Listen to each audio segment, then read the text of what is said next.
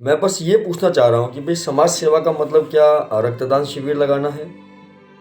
समाज सेवा का मतलब क्या पौधे लगाना है? समाज सेवा का मतलब क्या खाना बाँटना है? समाज सेवा का मतलब क्या सिर्फ कंबल बाँटना ही है? समाज सेवा का मतलब क्या गायों की समाज सेवा करना ही समाज सेवा है?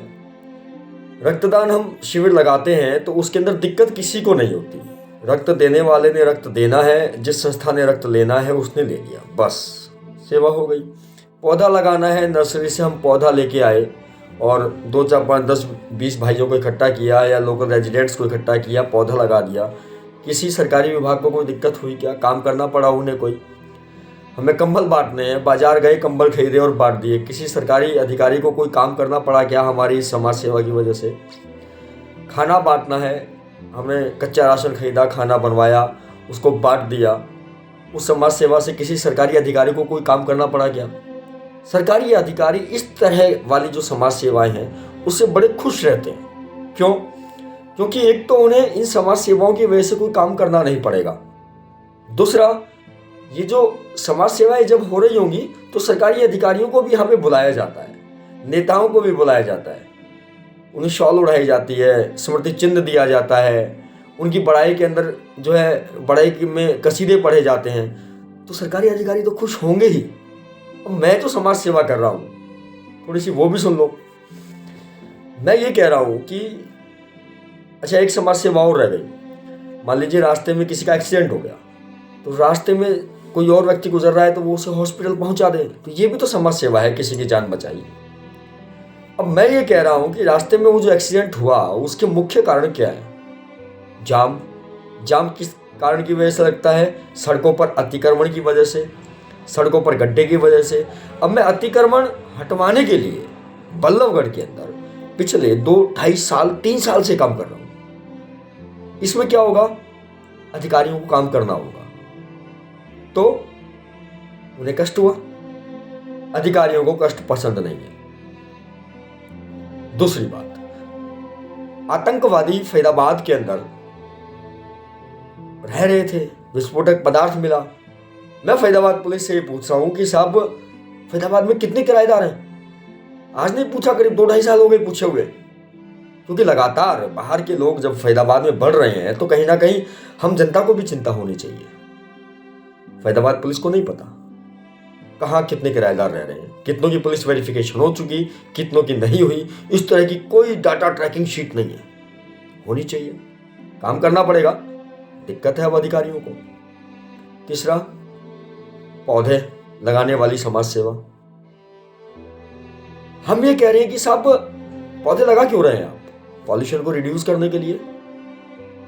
अब पॉल्यूशन से संबंधित हम पॉल्यूशन विभाग को शिकायतें देते हैं, काम नहीं करते।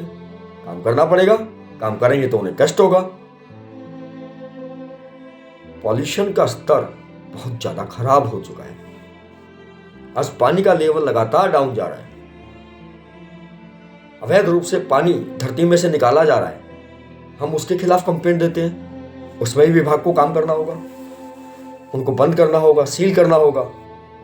फिर जिसका सील करते हैं उसके पास हमारी सारी डिटेल छोड़ाते हैं, वो कहीं ना कहीं से जान पहचान निकालते हैं, हमारे ऊपर दबाव डलवाते हैं, हमें मानसिक परेशानी झेलनी पड़ती है, हम उस दबाव को टालने की कोशिश करते हैं।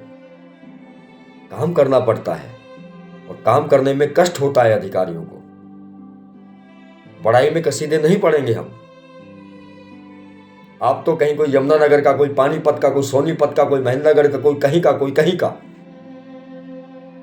हमने तो जन्म यहां लिया, पढ़े यहां, बुढ़ापा यहां कटेगा। बर्बादी तो हमारे शहर की हो रही है, आवाज तो हमें ही उठानी पड़ेगी। अधिकारियों का क्या जा रहा है? वो तो रिटायरमेंट के बाद बहुत बढ़िया किसी बढ़िया से फार्म हाउस में रहेंगे, उनकी सेहत पे क्या जोर पड़ रहा है? जनता को आवाज उठानी होगी। अब तो सरकार ने एक इंतजाम और कर दिया है जनता के लिए, 8 घंटे के बजाय 12 घंटे ड्यूटी करनी होगी। वो जो संडे को कुछ लोग समाज सेवा थोड़ी बहुत कर लिया करते थे ना, अपना थोड़ा वो समय निकाल के, अब उन्हें सुबह 8 से लेके रात के 8 बजे तक काम करना होगा। 12 घंटे ड्यूटी, 1 1.5 घंटा कंपनी तक जाने का, 1 1.5 घंटा आने का। 12 और 3 15, आदमी 8 घंटे सोएगा भी, अब खाएगा कब, नहाएगा कब, बच्चों से कब मिलेगा? 6 दिन में शरीर टूट चुका होगा उसका, संडे को वो रेस्ट करेगा। अब वो ये छोटी मोटी समाज सेवा करने लायक भी नहीं रहेगा। और कर लो समाज सेवा।